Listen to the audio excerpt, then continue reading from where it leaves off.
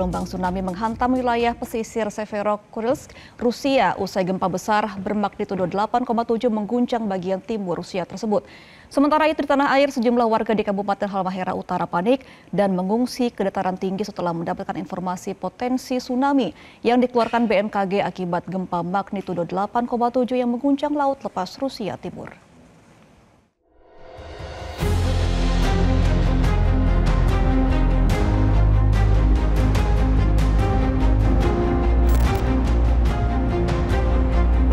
Usai diguncang gempa bermagnitudo 8,7, wilayah pesisir Severodvinsk, Rusia dihantam gelombang tsunami. Berbagai bangunan milik warga diterjang gelombang, beberapa di antaranya bahkan hanyut terseret gelombang tsunami. Wali Kota Kepulauan Kuril Alexander Ovsyannikov menyatakan gelombang tsunami menerjang pemukiman utama di Kepulauan Kuril yang posisinya menghadap Samudra Pasifik. Gempa besar yang melanda semenanjung Kamchatka, Rusia Timur ini juga memicu kepanikan warga. Berbagai unggahan video menunjukkan betapa kerasnya guncangan akibat gempa hingga berbagai barang dan perabot berjatuhan. Menyusul gempa besar yang mengguncang wilayah timur Rusia, warga di Kabupaten Halmahera Utara panik dan mengungsi ke dataran tinggi setelah menerima informasi potensi tsunami yang dikeluarkan BMKG. Sejumlah warga membawa sanak saudara mereka untuk mengungsi ke sejumlah lokasi yang lebih tinggi. Di Kota Sorong, Papua Barat Daya, aktivitas halte DUM yang melayani penyeberangan dari Kota Sorong ke Pulau DUM dan sebaliknya pun nampak sepi. Pihak pengelola penyeberangan menyebut sejumlah warga membatalkan penyeberangan karena khawatir terjadi tsunami. Ketua MPR Ahmad Muzani meminta aparat dan masyarakat untuk mewaspadai dampak gempa yang mengguncang Rusia. Meskipun titik gempa jauh, namun sebagai negara kepulauan Indonesia harus tetap mewaspadainya. Ya, saya kira karena jarak yang dari Rusia sampai ke sini cukup jauh sehingga apa yang akan terjadi di Indonesia sudah bisa diprediksi. Kami harap kepada semua aparat masyarakat untuk siap siaga menghadapi kemungkinan terburuk itu, dan saya merasa bahwa pengalaman Indonesia menangani situasi ini bisa dengan cepat diantisipasi.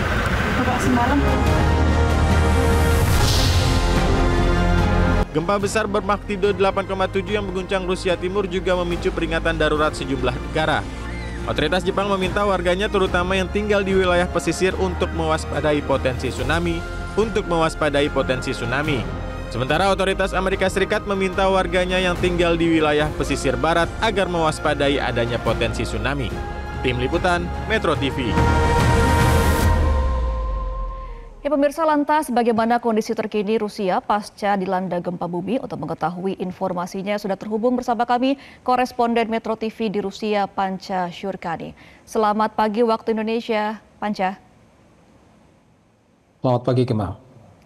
Iya, Panca, ada gempa bumi berkekuatan 8,7 magnitudo di Rusia. Apakah hingga saat ini status darurat untuk tsunami masih ada di sana?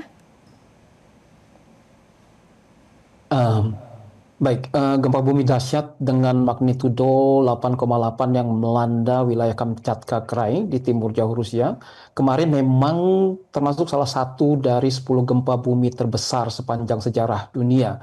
Menurut ahli geofisika, gempa yang terjadi pada pukul 11.14 pagi waktu setempat atau pukul 6.24 waktu Indonesia Barat adalah gempa terkuat di zona seismik Kamchatka sejak 1952. Menteri Situasi Darurat Regional Kamchatka Rusia, Sergei Lebedev, mengatakan tsunami dengan ketinggian gelombang 3-4 meter tercatat di beberapa bagian semenanjung Kamchatka. Sebagian wilayah pelabuhan dan pabrik pengolahan ikan alait di Severodvinsk terendam banjir akibat gelombang pasang. Sekitar 300 orang dievakuasi dari area tersebut. Pusat gempa berada 161 km di lepas pantai Kamchatka pada kedalaman 32 km. Menurut layanan geofisika terpadu Akademi Ilmu Pengetahuan Rusia cabang Kamchatka, di saluran telegramnya, kekuatan gempa bermagnitudo 8,7. Akan tetapi, Gubernur Kamchatka Krai Vladimir Saladov menegaskan bahwa menurut sejumlah instrumen pengamatan, kekuatan terbesar bermagnitudo 8,8. Akademi Oke, mencatat bahwa terjadi puluhan gempa susulan setelah itu, tetapi tidak menimbulkan guncangan yang berarti. baik Pada hari yang Panca, berarti sama, memang pukul ini salah satu gempa terbesar dan 23.55, masuk dalam sejarah dunia 10 besar ya, karena 8,8. Untuk saat ini Panca, apakah ada informasi ada korban luka atau korban jiwa di kawasan gempa tersebut? hingga saat ini belum ada data resmi mengenai berapa banyak korban dan kerusakan yang ditimbulkan akibat gempa bumi. Meski demikian, Menteri Kesehatan Kamchatka Krai, Oleg Melnikov, mengatakan tidak ada korban jiwa dan korban yang mengalami cedera serius. Oleg mengaku memang terdapat sejumlah korban yang terluka, tetapi jumlahnya tidak disebutkan. Mereka adalah orang-orang yang berlarian panik keluar ke rumah atau gedung untuk menyelamatkan diri saat gempa terjadi. Di antaranya juga ada seorang pasien di rumah sakit yang melompat keluar jendela dan seorang wanita yang berada di bandara saat bencana terjadi.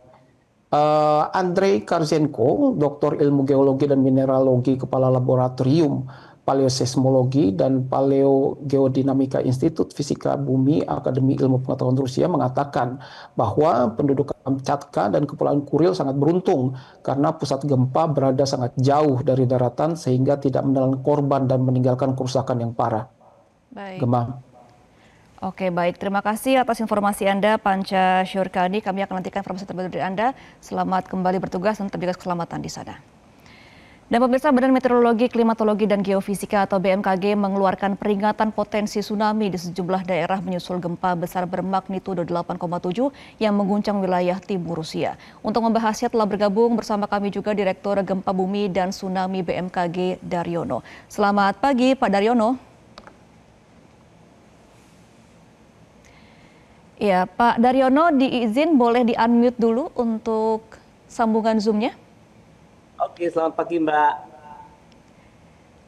Oke, selamat pagi Pak Daryono. Ini kan gempa kemarin berkekuatan 8,8 di Rusia juga terkena dampaknya ke Indonesia. Untuk saat ini bagaimana dampak ke Indonesia dan apakah masih ada potensi tsunami di wilayah timur Indonesia?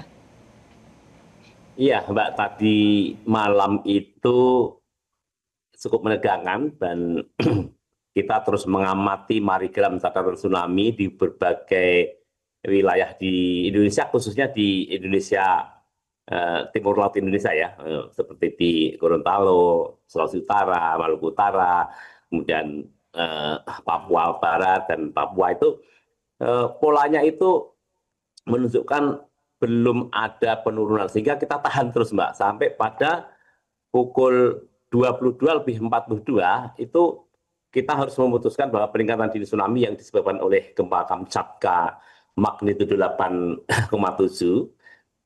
itu harus kita akhiri, bukan disambut ya Mbak, tapi diakhiri. Dan akhirnya sampai saat ini kondisi memang alhamdulillah aman dan tsunami yang terjadi hanya tsunami minor dan ketinggiannya itu Mbak, itu paling tinggi hanya 20 cm di beberapa wilayah di daerah yang kita sempat keluarkan potensi ancaman waspada itu Mbak. Oke, Pak Daryono, dengan adanya ketinggian tsunami yang terjadi ya 20 cm ini, ada dampak signifikannya nggak Pak ke pesisir? Tidak ada Mbak, hanya saja kekhawatiran kami itu ya Mbak, itu terkait dengan potensi adanya peningkatan osilasi di akhir-akhir gelombang ya. Tapi itu ternyata sudah tidak terjadi dan kita terus memantau masing-masing site marigram tsunami itu dan ternyata malah meramping mulai pukul 10 itu meramping kemudian mengecil dan akhirnya meskipun belum pulih betul tapi kita putuskan harus diakhiri karena masyarakat juga sudah banyak yang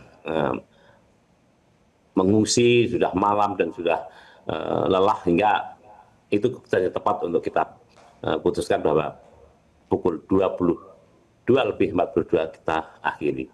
Aman dan tidak ada dampak kerusakan maupun korban, Mbak. Baik, nah Pak Daryono, mungkin memang kalau 20 cm kalau di air tenang kan tidak begitu tinggi ya, lain kalau di laut. Tapi banyak sekali juga di media sosial ini banyak masyarakat yang agak sedikit mungkin menyepelekan, cuma 20 cm begitu. Apa yang masih harus diwaspadai nih Pak Daryono ketika masih di situasi seperti ini kita? Iya Mbak, memang tsunami ini memang memiliki karakteristik yang unik yang tidak banyak masyarakat awam tahu ya, bahwa meskipun tsunami itu hanya beberapa sentimeter ketinggian di lepas laut ya, itu sangat berbeda dengan ombak biasa. Tsunami bukan sekedar ombak besar, melainkan gelombang yang berenergi besar ya, gelombang berenergi besar. Karena itu kan bukan ombak, tapi massa air yang bergerak ya, yang ini memiliki energi besar, yang menjalar ke seluruh kedalaman laut ya, tidak hanya di permukaan saja. Bahkan jika hanya setinggi beberapa sentimeter saja di laut, itu dampaknya bisa merusak di pantai. Dan banyak kajian dan percobaan laboratorium ketinggian 20 cm, 30 cm, bahkan 50, itu sudah bisa menimbulkan kerusakan, Mbak. Ini bahayanya tsunami yang melanda pantai, Mbak. Oke, nah Pak Daryono, kan memang untuk gempa ini kan pusatnya di Rusia, di Kamchatka, tapi terasa sampai ke Indonesia di bagian timur. Itu bagaimana sampai bisa ada tsunami? Apakah memang gempa ini terjadi pecahan lempengan di area Rusia tapi sampai mendorong gelombangnya ke Indonesia, atau seperti apa Pak Daryono? Iya Mbak, ini pertanyaan yang bagus Mbak. Tsunami bisa menjalar ratusan bahkan ribuan kilometer. Trans-samudra, trans-pasifik, ya, trans-atlantik itu biasa terjadi dari pusat gempa yang sangat jauh. Bayangkan dulu Aceh sampai menimbulkan korban di Somalia. Korbannya banyak. Dari Chili menimbulkan korban di Hawaii dan di Jepang. Kemudian dari Alaska juga menimbulkan korban di Jepang dan Filipina. Ini satu hal yang biasa. Jadi karakter tsunami itu perlu kita pahami bahwa tsunami bisa mengalir ratusan hingga ribuan kilometer karena sifat fisik gelombangnya yang berenergi besar. Panjang gelombangnya sangat panjang dan kecepatannya sangat tinggi di laut dalam. Ini yang harus dipahami oleh masyarakat pesisir bahwa ancaman tsunami itu tidak boleh diabaikan karena meskipun ketinggiannya setengah meter itu bisa menimbulkan kerusakan karena ya tadi berenergi besar, panjang gelombang sangat panjang dan kecepatan itu sangat tinggi. Itu yang Mbak harus dipahami oleh masyarakat kita bahwa ancaman tsunami itu adalah nyata. Jika memang terjadi maka kita tidak boleh mengabaikan dan perlu upaya mitigasi yang konkret. Nah, baik Pak, terakhir singkat saja, apa mitigasi yang harus dilakukan oleh Pemda dan juga masyarakat di kawasan timur yang masih ada potensi terjadi gempa susulan dan juga adanya peringatan tsunami? Iya, di sana yang Bapak sebutkan itu tsunami adalah ancaman permanen. Sehingga meskipun BMKG memiliki teknologi yang canggih, kemampuan yang akurat, seperti warning kemarin akurat Mbak, waspada, benar, kurang dari 50 cm, ternyata bukti juga hanya 20 cm. Nah, ini respon yang harus kuat di pemerintah daerah, Mbak. Bagaimana cara merespon info warning itu harus tepat. BPBD, pemerintah daerah itu harus memiliki kemampuan respon yang cepat dan tepat. Kemudian juga memiliki latihan-latihan, jalur evakuasi, drill, kemudian juga tata ruang pantai yang aman untuk risiko tsunami. Kemudian juga mempertimbangkan pentingnya mitigasi pesisir. Kemudian warning dari BMKG dilanjutkan dengan sirine, pemasangan sirine, kemudian juga memiliki kemampuan untuk memasang alat-alat penerima warning yang cepat. Itu yang harus disiapkan, Mbak. Jadi BMKG selama ini juga membangun sistem mitigasi tidak hanya struktural, tapi juga edukasi. BMKG memiliki sekolah lapang gempa yang kita terus lakukan di pemerintah daerah. Di tempat yang kemarin ada sekitar 36 sekolah yang lapang gempa yang kita lakukan di daerah yang terasa kemarin. Dan alhamdulillah mereka paham, kemudian juga mengikuti arahan kami bekerja sama dengan unit pelaksana. Baik, yang terpenting adalah tetap tenang ya Pak Daryono dan juga mengikuti langkah-langkah dan juga mengetahui langkah-langkah kemana harus mengevakuasi diri ketika terjadi peringatan tsunami ya. Terima kasih atas informasinya Pak Daryono. Oke baik, terima kasih atas informasinya Direktur Gempa Bumi dan Tsunami BMKG Pak Daryono sudah bersama kami. Selamat kembali bertugas Pak Daryono. Jelajahi cara baru mendapatkan informasi. Download Metro TV Extend sekarang.